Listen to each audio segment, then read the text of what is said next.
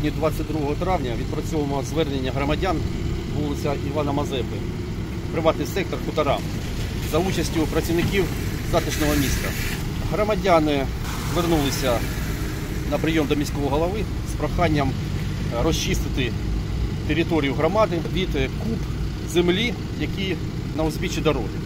Приймаємо участь, звернення відпрацьовуємо, зустрілися з заявником, поспілкувалися і за участю працівників затишного міста цей недолік разом усуваємо.